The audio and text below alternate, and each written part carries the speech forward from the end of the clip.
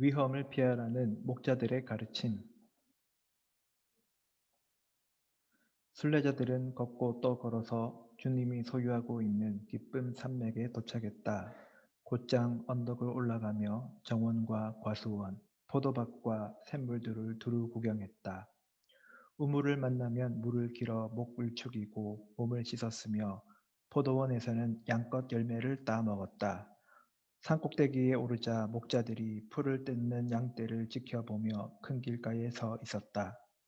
그쪽으로 다가간 크리스천과 서망은 지팡이에 기대 선 채 물었다. 기쁨 산맥의 주인은 어떤 분입니까? 그리고 먹이고 있는 양떼는 어느 분의 것이죠? 한 목자가 대답했다. 근방의 산들은 모두 임마누엘 어른의 땅입니다. 어디서든 그분의 나라가 한눈에 보입니다. 양들도 모두 그분 거예요. 양떼를 위해 목숨까지 내놓으셨던 분이죠. 그럼 이게 새 예루살렘 성으로 가는 길입니까? 크리스천이 물었다. 맞습니다. 방향을 제대로 잡으셨네요.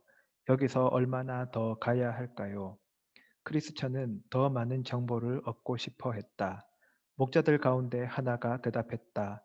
거기에 도착한 이들은 그런 얘기를 하지 않습니다만 더러 너무 멀다고 하는 사람들도 있습니다.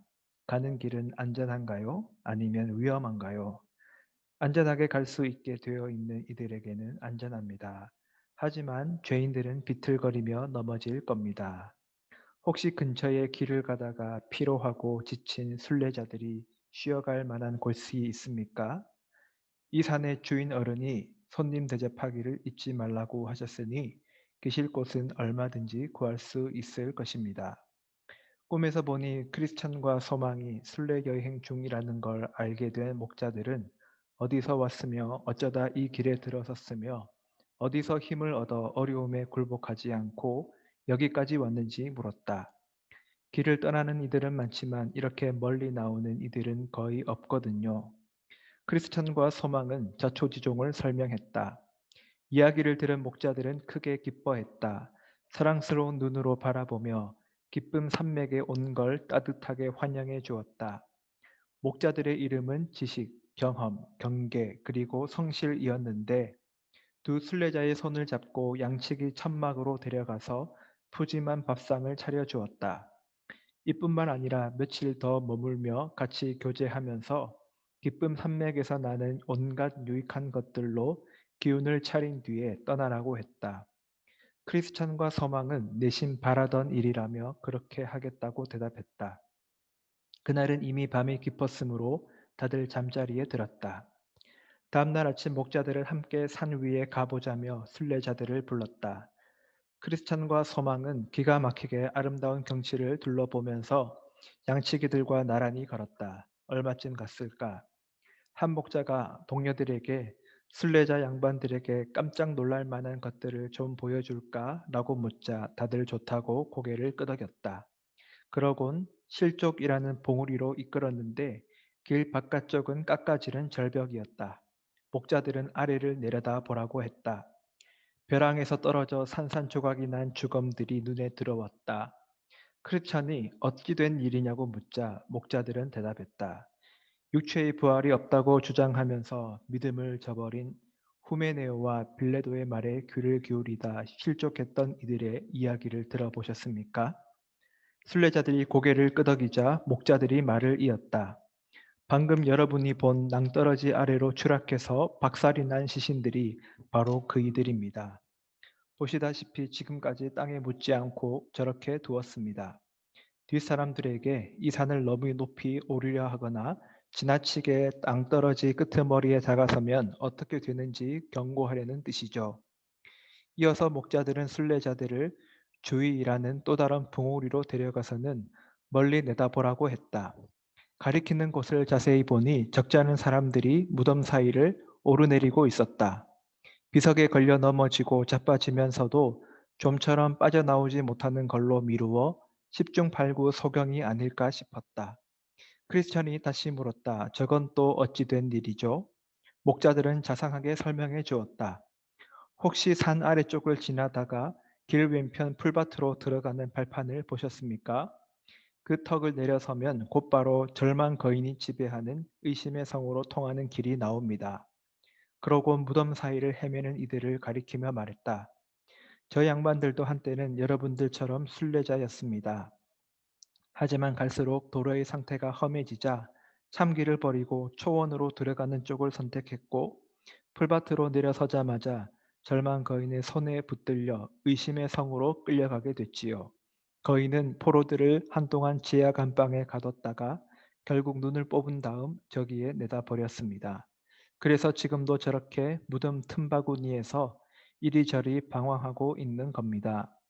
슬기로운 길에서 빗나가는 사람은 죽은 사람들과 함께 쉬게 될 것이라는 말씀대로 된 셈이죠. 순간 크리스천과 소망은 서로 마주 보았다.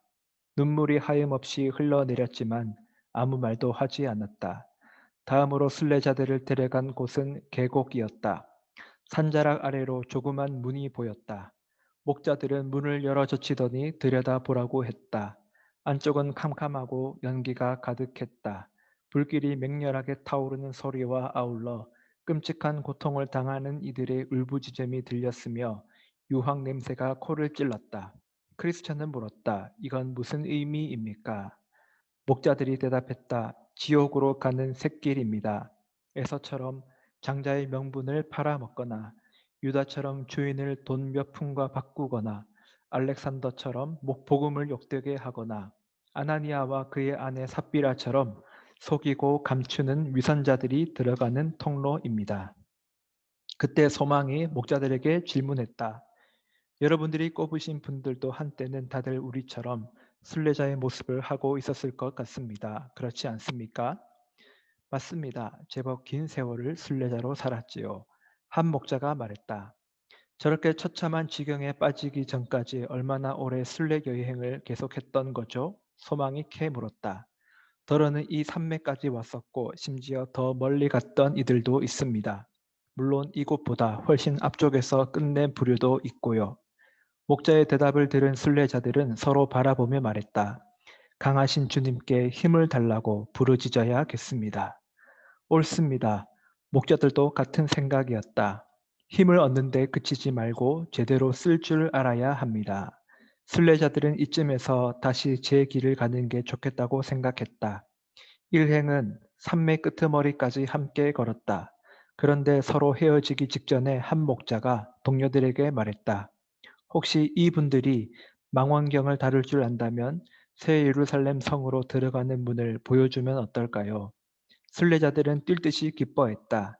양치기들은 크리스천과 소망을 선명이라는 봉우리로 데리고 올라가서 먼 곳까지 또렷이 볼 수 있도록 망원경을 건네주었다. 하지만 목자들이 지금껏 보여준 일들을 떠올리니 손이 부들부들 떨려서 똑바로 들여다볼 수가 없었다. 그래도 어렴풋하게나마 성문과 그 영광을 엿볼 수 있었다. 순례자들은 산자락을 떠나면서 이렇게 노래했다. 목자들이 드러내 보여주었네. 다른 이들에게는 단단히 감춰진 비밀. 목자들에게 가보라. 오묘한 일, 감추어진 일, 그 신비로운 일을 보고 싶다면. 작별을 앞두고 지식 목자가 자세히 그려진 지도 한 장을 건네주었다. 경험 목자는 입에 발린 소리를 해대는 아첨쟁이들을 조심하라고 충고했다.